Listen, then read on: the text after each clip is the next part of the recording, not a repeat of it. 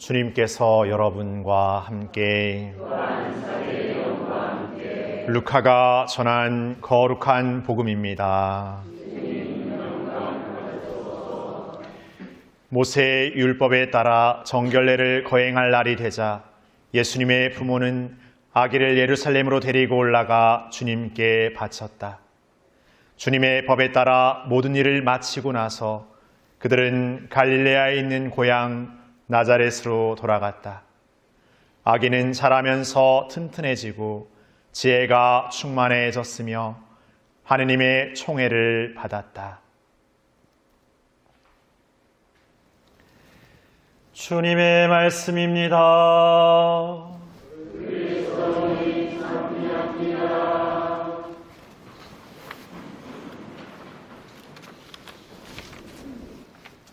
선미예수님, 성탄 잘 보내고 계십니까? 별로 안 기쁘시죠? 네. 네. 제가 가끔씩 이렇게 약간 비꼬는 얘기를 하는 게 뭘까요? 왜일까요? 루도비코라서. 네, 감사합니다. 이런 농담에 지금 뒤에 난리 났습니다. 우리 젊은 친구들. 예. 제일독서 집에서 명심보감 같은 성경의 책인데, 집에서 지혜서 이런 내용들을 듣다 보면 마치 고해성사 볼 때 10계명이든 이렇게 나름대로 성찰하는 성찰문 있잖아요. 그러면 한 줄씩 한 줄씩 하면서 아버지를 공경하는 이는 죄를 용서. 아버지 공경하나? 이렇게 생각하게 되는 구절이잖아요. 근데 이 구절에서 저는 이 구절이 별로 이렇게 틀렸다고 생각하는 게 있습니다. 성경 말씀인데 되게 틀렸다고 하니까 좀 그런데, 얘야, 내 아버지가 나이 들었을 때 잘 보살피고 그가 살아있는 동안에 슬프게 하지 마라. 나이 들어서 잘 보살피면 뭐합니까? 젊을 때 잘 보살펴야지. 예. 그런 생각이 저는 더 현실적으로 드는 게, 부모님이 나이를 이렇게 적당히 드셨을 때는 괜찮은데 좀 많이 드시니까 이제는 뭐랄까, 이제 대화도 쉽지 않고, 이렇게 뭔가 이게 이제 와서 막 뭘 이렇게 한다라는 게 애써 이제 와서 때늦은 뭔가를 하는 것 같이 좀 미안한 생각, 죄송한 생각도 들고 그렇습니다. 그래서 이 성경을 비꼴 생각은 없었습니다. 정말 부모님 이렇게 나이 많이 안 드셨을 때 잘 이렇게 효도하고 살아야죠. 네. 부모님하고 요즘에 싸우십니까? 싸우는 분들이 간혹 계셔가지고 이 말이 안 들어올 수도 있는데, 이렇게 말하면 우스겠지만 저희 집 7남매인데 제가 7번째입니다. 근데 저는 약간 제 인생에 지금 인생의 한 반 정도는 나는 부모님을 위해 산다라고 생각하고 살았던 인생입니다. 난 부모님 위해서 내 모든 걸 다 바치겠다고 생각하면서 제 인생의 학교를 결정하든 직장을 결정하든 이런 것에 대해서 굉장히 부모님을 빨리 잘 모실 수 있는 길이 뭘까가 제일 1번의 선택이었어요. 근데 지금 제가 이렇게 집 나와 있잖아요.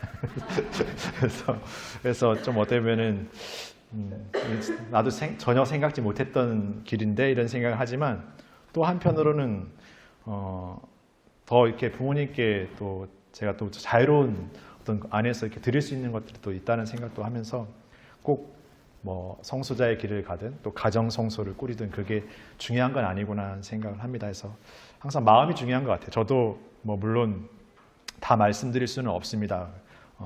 유튜브 찍고 있기 때문에 다 말씀드릴 수는 없는데 이제 항상 이제 뭔가 잘해야 된다고 말하고 생각하지만 항상 미뤄두는 것이 있어요.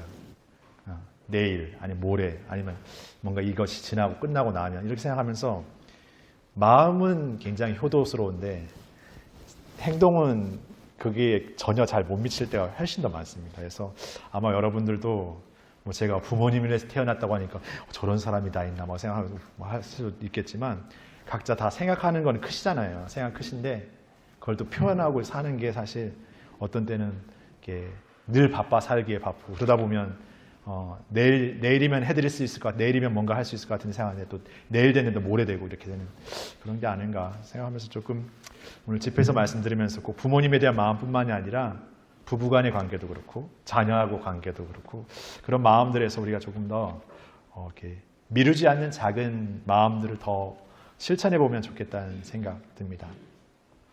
오늘 예수, 마리아, 요셉의 성가정 축일입니다. 예수님과 마리아, 요셉이 이뤘던 그 가정을 우리가 성가정이라고 표현하는데 가정 앞에 성이라는 말은 거룩하다는 뜻의 성입니다.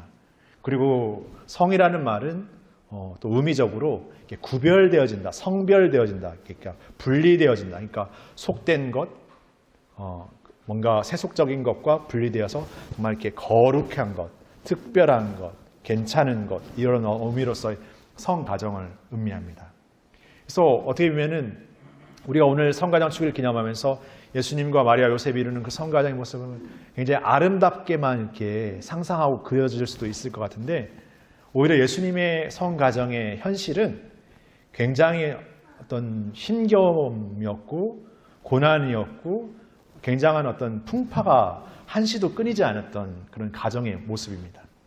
오늘날 우리의 가정에 겪는 어떤 풍파처럼 예수님도 그런 굉장히 삶의 시간들 안에서 그 가정이 겪는 위기들이 많았었죠.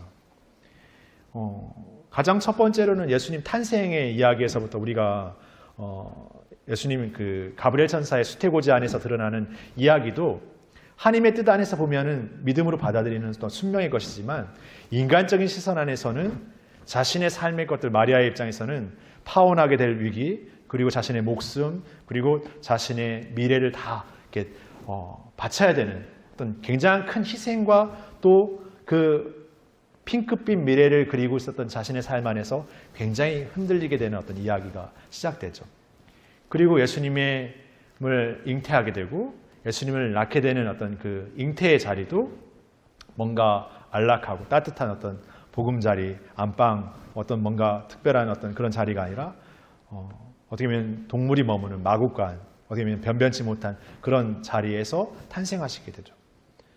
탄생도 탄생이지만 예수님의 탄생의 어떤 그 표징을 알게 된 헤로데가 이제 예수님을 존재를 없애기 위해서 두 살 이하의 아이들을 다 학살하게 되고 예수님의 가족들은 이제 피난길에 이렇게 오르게 되죠. 오늘날 뭐 피난 간다 그러면 자동차 타고 얼른 비행기 타고 얼른 이렇게 도망가겠습니다만은 예수님 시대는 뭐 걸어서든 나귀를 타서든 어쨌든 굉장히 수고스러움과 또 그 길에서 만나게 될 여러 가지 어려움들을 감수해야만 하는 그런 길을 이렇게 가셔요. 그리고 그렇게 예수님의 가족은 이집트로 피난을 가게 되고 그리고 거기에서 어느 정도 지내다가 이제 헤로데 임금이 이제 죽었다는 소식을 듣고 돌아오려 하지만 또 헤로데 임금의 아들들이 또 이렇게 정권을 또 이렇게 잡게 되는 이야기를 들으면서 또 돌아오지 못하고 오늘 우리가 이렇게 이야기하는 나자렛이라는 또 작은 고을로 나아가서 이렇게 유년 시절을 이렇게 보내게 됩니다. 그래서 예수님의 탄생은 베들레헴이지만 예수님의 나고 자란 자리는 나자렛이어서 예수님을 나자렛 사람 예수라고 이렇게 표현하죠. 그래서 나중에 십자가에 못 박혀 돌아가실 때도 나자렛 사람 예수를 십자가에 못 박으라고 표현하는 것처럼 그렇게 나자렛 사람 예수로서 이렇게 커가게 됩니다. 이런 어떻게 보면은 그 안에 속속들이 우리가 다 알 수는 없지만 예수님의 삶도 어떻게 보면은 순탄치 못했고 평탄치 못했던 삶의 시간들, 그 가족들의 어떤 시간들 그것뿐만 아니라 예수님이 공생활을 시작하고 십자가의 길로 나아가는 어떤 그 여정 안에서 부모로서 느끼게 되는 마리아 어머니로서 느끼게 되는 어떤 그 아픔과 시련의 순간들도 끊임없이 그 가족 안에 닥쳤던 위기들이 있었다는 거죠.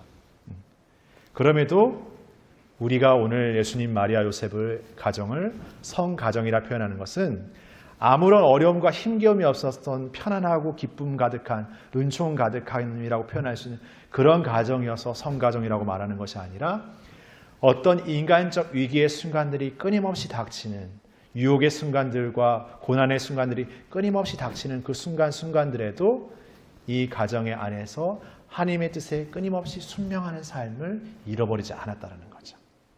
달리 표현해 보자면 오늘의 우리의 가정이 성가정이 되는 삶은 우리의 가정 안에서 일어나는 여러 가지 어떤 어려움들과 힘겨움들 안에서도 더욱 하나님의 뜻을 살고 살아가고자 하는 우리의 삶이 되어질 때 우리의 가정도 성가정의 삶으로 나아갈 수 있다는 거죠. 그리고 예수, 마리아, 요셉의 성가정이 우리에게 보여주는 삶은 바로 우리의 가정 안에, 우리의 가정의 어려움, 힘겨움들 안에 바로 예수님께서 그 누구보다 함께하고 계시다는 거예요. 그래서 우리의 가정이 현실적으로 변변치 못하고, 재정적으로, 경제적으로 변변치 못하고, 우리의 가정의 관계 안에 어떤 갈등들, 어떤 어려움들이 너무나 어떤 사람들에게 얘기하기도 부끄러운 어떤 그런 모습에 아주 변변치 못한 우리의 가정의 모습을 살고 있지만, 그런 우리의 가정 안에 예수님께서 함께 하신다는 거예요. 그런 우리의 어려움 안에, 우리의 힘겨움 안에, 우리의 그런 어둠 안에 예수님이 오신다는 거죠. 바로 그분의 탄생의 자리가 세상에 가장 어둡고 지저분하고 변변치 못했던 그 자리에서 당신 자신을 온 세상에 드러내시는 그 강생의 신비, 그 공연의 신비를 드러냈던 것처럼 바로 우리의 가장 나약하고 어떻게 보면 숨기고 싶은 그 아픔의 자리에 예수님께서 오신다라고, 그리고 그분께서 함께 하신다라고, 그것이 성탄의 신비이고 오늘 성가정 축일에 그 성가정이 주는, 우리에게 주는 새로운 은총의 의미가 아닌가 생각해 보게 됩니다. 그렇게 우리의 삶의 여정 안에서 우리들도 우리 가정이 겪는 위기들, 우리 각자가 겪는 어려움들 안에서 그 가정의 삶을 더 복되고 아름답고 기쁨으로 살아가는 삶이 되어지지 못하는 그런 순간들을 겪지만, 오늘 우리 안에 오시는 예수님, 우리 안에 나시는 예수님의 은총과 자비와 사랑과 용기 안에서 다시금 우리 서로가 새로운 마음과 새로운 용기로서 성가정을 이뤄가는, 그분을 우리 가운데 모시고 살아가는 또 새로운 신앙의 삶을 우리의 삶으로 선택하는 그런 삶을 우리가 용기 있게 은총으로 청하면서 걸어나가는 우리 모두가 되었으면 좋겠습니다. 오늘 한 해가 끝나는 날이고, 이제 내일이 되면 어떤 날이 됩니까? 나이 한 살씩. 그걸 하고 싶지 않죠. 그것만 빼고 나머지 걸 하고 싶은 새해가 밝잖아요. 또 우리는 어떻게 보면 또 새로운 시작을 또 열어요. 그러면 그 안에서 또 지난 시간들을 생각해 보면서 나름대로 이렇게 계획했고, 나름대로 이렇게 뭔가 애썼고, 나름대로 뭔가 해보려고 했지만 또 그러지 못하고 그냥 제자리 걸음이고, 뭔가 거기에 머물러져 버리고 또 포기되어져 버리고, 그런 우리의 어떤 어둠들이 있어요. 그러나 그럼에도 우리가 새로운 시작이 있다는 것은 결코 포기할 수 없는, 그리고 결코 지체할 수 없는 그 기쁨을 예수님과 함께 오늘 우리의 자리에서 새롭게 시작하고 다시금 또 걸어 나가야 된다는 또 희망을 우리가 살아야 된다는 것을 생각해 보게 됩니다.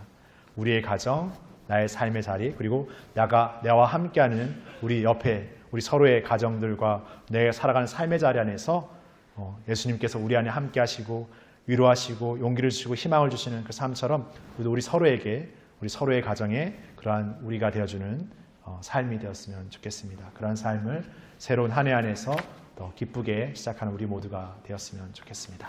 잠시 묵상하시겠습니다.